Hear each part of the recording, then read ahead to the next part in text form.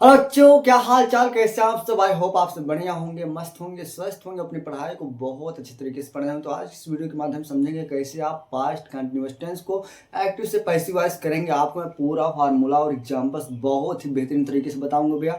और वीडियो के लास्ट तक बने रहिएगा भैया। और चैनल पर नया है ना, चैनल को लाइक और सब्सक्राइब कर दीजिएगा, जिससे कि आने वाली हर वीडियो की नोटिफिकेशन आप तक बिल्कुल आसानी से पहुंच सके। भैया चलिए समझते हैं पास्ट कंटिन्यूअस टेंस को कैसे आप एक्टिव से पैसिव वॉइस बनाएंगे। बहुत ही सिंपल है भैया, कुछ भी नहीं है, एकदम सिंपल है। बस आप वीडियो के लास्ट तक बने रहेंगे ना, तो आपको सब कुछ बिल्कुल आसानी तरीके से समझ में आएगा। चलिए देखते हैं। मैंने कहा भैया क्या है पास्ट कंटिन्यूअस टेंस को आप अच्छे तरीके से जानते हैं। जो पास्ट कंटिन्यूअस टेंस होते हैं इसके पहचान क्या होती है, तो मैंने आपको बताया था।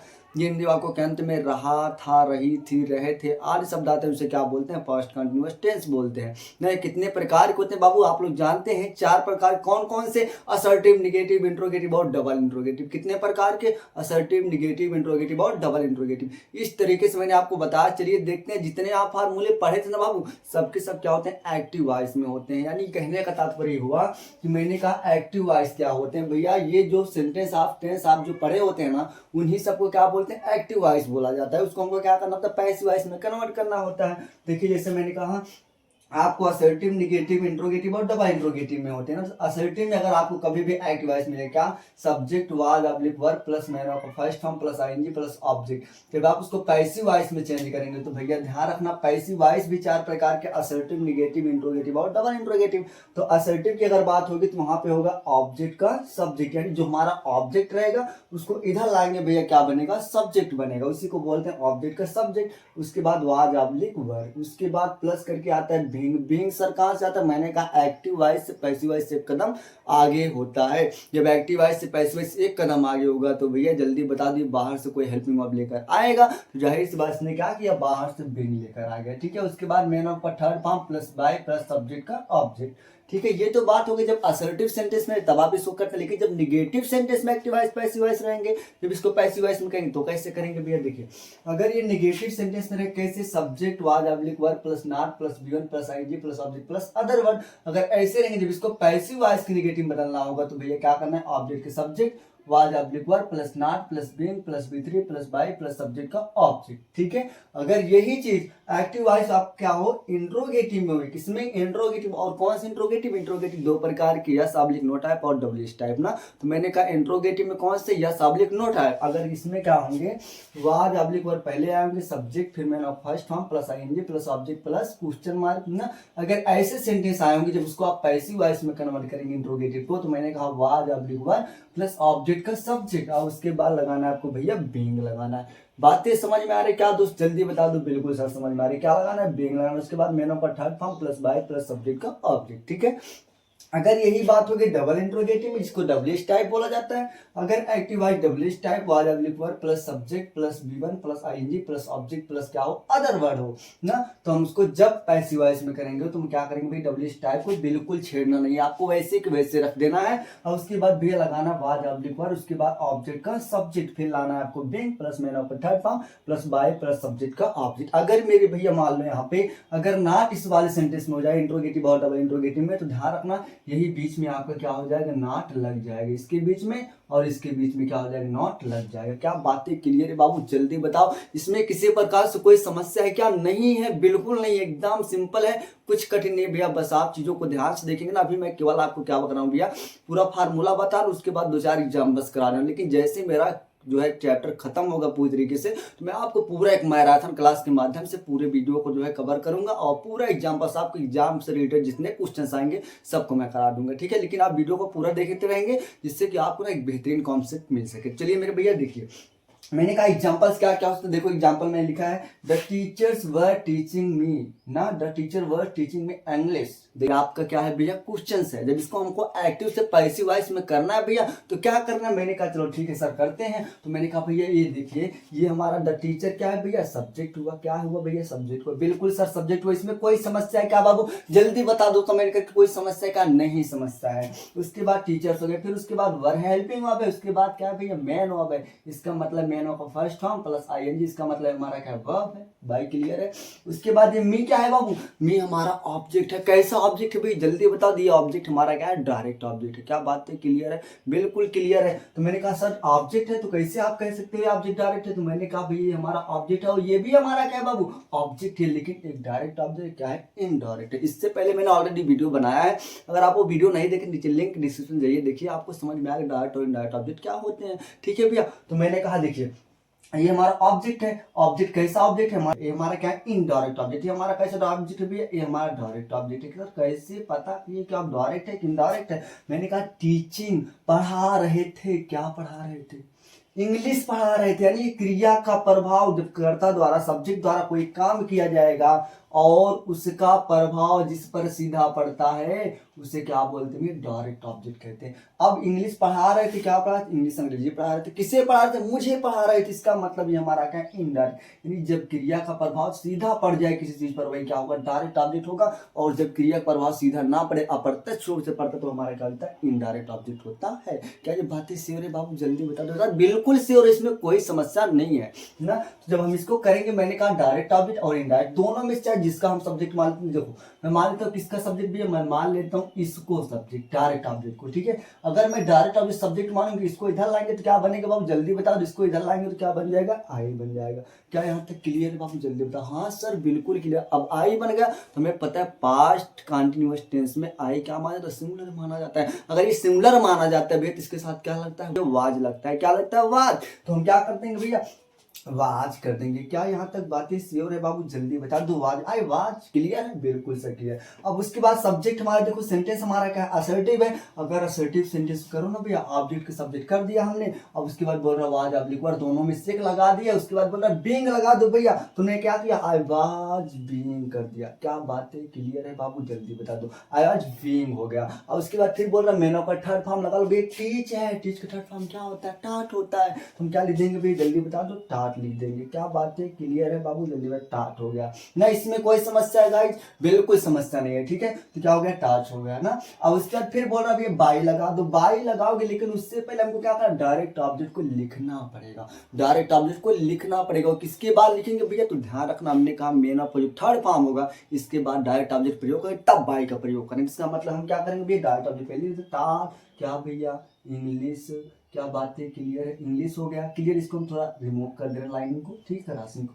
तो क्या हो जाएगा भैया, इंग्लिश हो गया। उसके बाद क्या होगा भैया, बाई हो जाएगा। क्या हो जाएगा, बाई। कौन मुझे पढ़ा था भैया, मैंने कहा ये अगर नाउन होगा तो नहीं चेंज होगा, नाउन नहीं होगा भैया। देखिए अगर नाउन होगा तो नहीं चेंज होगा, अगर प्रोनाउन होगा चेंज होगा। इसका मतलब टीचर क्या भैया, नाउन है। अगर ये नाउन है, इसको चेंज नहीं करेंगे। हमने कहा उसको सीधा लिख दो भैया, क्या हो जाएगा, द टीचर। क्या बातें क्लियर है बाबू, जल्दी बता दो, टीचर। फुल स्टॉप लगा दो, आपका आंसर हो गया। क्या हो गया, I was being taught English by the teacher. यहाँ तक क्लियर है भैया, बिल्कुल क्लियर है। अब ये तो हम डायरेक्ट ऑब्जेक्ट ले लिए सर, लेकिन अगर हम इसको इनडायरेक्ट लेंगे तो अब इसको कैसे करेंगे, थोड़ा हम इसको रिमूव करना। आप इसका स्क्रीनशॉट ले लो बाबू जल्दी से। तो मैं क्या करूँ, थोड़ा इसको रिमूव करता हूँ। अब देखिए यहाँ पे क्या करेंगे, अच्छा इधर बता देता हूँ बाबू, थोड़ी दिक्कत नहीं, इधर बता देता हूँ ना। अगर हम इसको ऑब्जेक्ट लेके मानेंगे, इसको ऑब्जेक्ट लेंगे तो क्या हो जाएगा, ऑब्जेक्ट इसको मानते रहे तो क्या हो जाएगा, इंग्लिश कर दे रहे हैं बाबू, जल्दी बता दो। बिल्कुल सर, इंग्लिश हो जाएगा। इंग्लिश हो गया। आप बताओ, इंग्लिश सिंगुलर है प्लूरल, सर सिंगुलर है तो क्या कर देंगे बाबू, जल्दी बता दो, आवाज लगा देंगे। आवाज की बात क्या चाहिए, तुरंत हमको बीइंग चाहिए भैया। क्या चाहिए, देखो ना यहाँ पे, ऑब्जेक्ट का सब्जेक्ट प्लस वाज, आप लिख वर्ब प्लस क्या लगाना है, बीइंग लगाना, तो बीइंग लगा दिया। अब उसके बाद फिर बोल रहा मैन ऑफ का थर्ड फॉर्म। तो मैन ऑफ थर्ड फॉर्म हमारा कहाँ पे भैया, टीच है। इसका थर्ड फॉर्म क्या होता है, टाट होता है। क्या होता है बाबू, जल्दी बता दो, टाट होता है। अब देखिए जो हमारा डायरेक्ट ऑब्जेक्ट नहीं इनडायरेक्ट ऑब्जेक्ट है, इसको लिखेंगे, लेकिन इसको लिखने से पहले इनफिनिटिव टू का प्रयोग करना अनिवार्य होता है। तो हम क्या लिखेंगे भैया, यहाँ पे टू लिख देंगे और उसके बाद ये हमारा डायरेक्ट इनडायरेक्ट ऑब्जेक्ट आ जाएगा। ठीक है, क्या हो गया भैया, टाट टू मी। क्या भैया, कौन पढ़ा रहा है, बाई किसके द्वारा पढ़ा रहा है, जा रहा है भैया, टीचर के द्वारा। किसके द्वारा, the teacher, the teachers, the teachers. Full stop लगा दो, आपका आंसर हो जाएगा। क्या बातें क्लियर है बाबू, जल्दी बताओ। इसमें कोई समस्या है क्या बच्चों, जल्दी बताओ, कोई समस्या है क्या, नहीं समस्या है, एकदम सिंपल है, एकदम सिंपल, एकदम सिंपल, सब एकदम सिंपल है बाबू। ठीक है, तो अब क्या करेंगे, हमने इसको आसानी से लिख दिया। क्या हो गया भैया, I was being taught English. देखो यहाँ पे मैंने कहा मैन ऑफ के थर्ड के फॉर्म, देखो यहाँ पे मैन ऑफ का थर्ड फॉर्म, इसके बाद इंग्लिश लिख दिया, मैन ऑफ थर्ड फॉर्म। लेकिन हमने क्या किया, यहाँ पे हमने लिखा इनडायरेक्ट ऑब्जेक्ट, लेकिन इनडायरेक्ट ऑब्जेक्ट लिखने से पहले टू का प्रयोग कर, उसके बाद ऐसे लिख देंगे बाय द टीचर्स आपका आंसर। इसको 2 तरीके से आप कर लेंगे, बहुत ही सिंपल है ना। अब नेक्स्ट क्वेश्चन देखते हैं क्या कर रहा है। देखिए the workers were not building a house ना, तो इसका मतलब देखेंगे मैंने कहा वर्कर्स ये हमारा क्या भाई सब्जेक्ट है ना, मजदूर क्या है सब्जेक्ट है। और उसके बाद यहाँ पे वर है, उसके बाद नॉट है, इसका मतलब ये क्या भैया was oblique were plus not है, इसका मतलब पास्ट कंटिन्यूअस का नेगेटिव सेंटेंस। अगर पास्ट कंटिन्यूअस का नेगेटिव सेंटेंस इसको पैसिव वॉइस में कहेंगे, इसका फार्मूला क्या होता है भैया, तो मैंने कहा ऑब्जेक्ट का subject plus was oblique were plus not plus being plus B3 plus by plus subject का ऑब्जेक्ट। कितना सिंपल है बाबू ना। तो हम क्या करेंगे भाई, सबसे पहले देखेंगे सब्जेक्ट हमारा कौन, यही है द वर्कर्स। उसके बाद वर्ब हमारा कौन सी, यही है भैया, यही हमारा क्या वर्ब है। अब उसके बाद हम क्या लिखेंगे यहाँ पे, हाउस क्या है हमारा ऑब्जेक्ट है भैया। ऑब्जेक्ट को इधर ले आओ, सब्जेक्ट बना दो। अगर ऑब्जेक्ट को इधर लाएंगे तो क्या बनेगा, सब्जेक्ट बनेगा। बताओ सब्जेक्ट है कि नाउन है कि नहीं है भैया, नाउन है। अगर नाउन उसको चेंज नहीं करेंगे, जब चेंज नहीं करेंगे तो मैंने कहा हाउ, इसको डायरेक्ट लिख दो तो क्या हो जाएगा अ हाउस। अ हाउस, क्या बातें क्लियर है बाबू, जल्दी बताओ। अ हाउस सिंगुलर है प्लस सर ये तो सिंगुलर होते हैं, सिंगुलर होते हैं तो भाई जल्दी लगा दो क्या बाबू, वाज लगा दो। अब इसके जस्ट बाद देखो अब क्या लगाना है भैया, वाज लगा दिया। अगर देखो ऑब्जेक्ट सब्जेक्ट निगेटिव है तो वाज ऑब्लिक वर हो गया, प्लस क्या लगाना है भैया नॉट। क्यों लगाना है सर, क्योंकि निगेटिव वर्ड है बाबू, इसमें निगेटिव वर्ड नहीं, वाला हमारा निगेटिव वर्ड है, तो क्या लगा देंगे नॉट लगा देंगे। अब उसके बाद फिर क्या लगाना है सर, बीइंग लगाना है बाबू, क्या लगाना है बीइंग लगाना है। फिर उसके बाद क्या लगाना है मैंने को थर्ड फॉर्म। अब बिल्डिंग है तो बिल्डिंग का थर्ड फॉर्म क्या, तो बिल्ड होता है ना, तो क्या लिख देंगे भैया बिल्ड, बिल्डेड। क्लियर भैया, बिल्कुल कोई दिक्कत है इसमें, क्या नहीं दिक्कत है, यहाँ पे आई लिख लेना बाबू, ठीक है बिल्ड ना। उसके बाद क्या भैया, अब उसके बाद क्या लगाना है बाई, क्या लगाना है बाई। अब देखिए द वर्कर्स क्या है नाउन है, इसको चेंज नहीं करना है बाबू, तो क्या लिख देंगे द वर्कर्स, फुल स्टॉप लगा दो, आंसर आपका हो गया। कोई दिक्कत है क्या, जल्दी बताओ, इसमें कोई दिक्कत नहीं, एकदम सिंपल है, कुछ भी कठिन नहीं है ना। नेक्स्ट क्वेश्चन देखते हैं क्या है, वाच क्या सी वाचिंग अ मूवी स्टार, क्या वह कल जो है एक मूवी या फिल्म देख रही थी।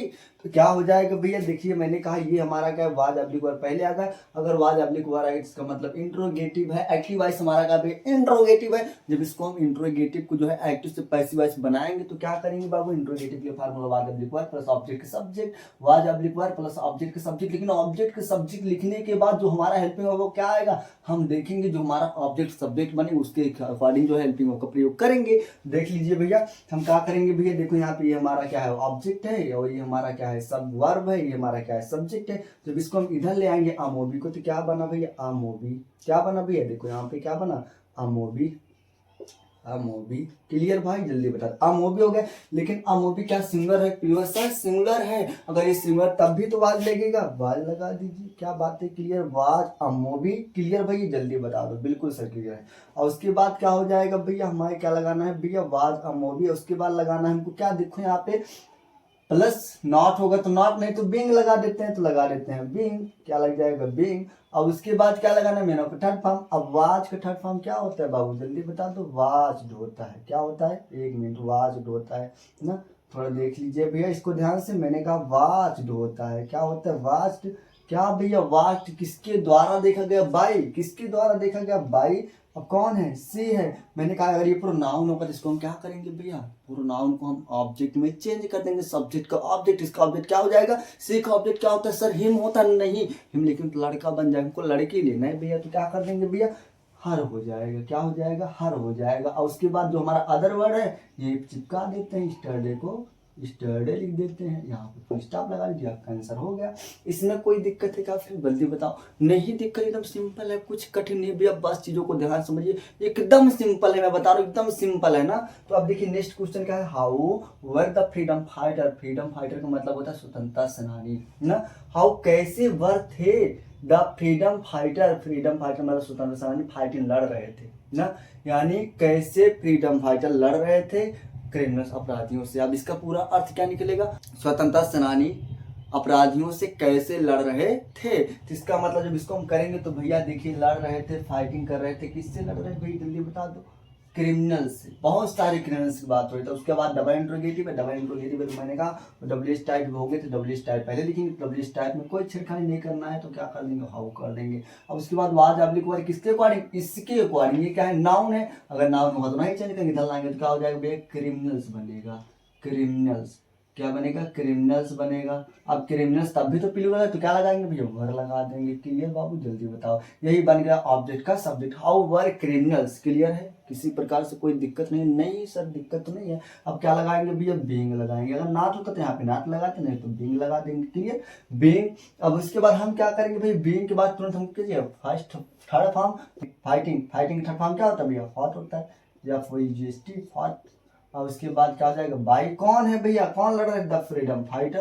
तो लिख देंगे द फ्रीडम, लिख लेना अपना फ्रीडम फाइटर। ठीक है, बातें समझ में आई पूरी तरीके से, या फिर आप मतलब फ्रीडम फाइटर। ठीक है, इसको लिख लेना, आपके क्या हो जाएगा, आंसर हो जाएगा।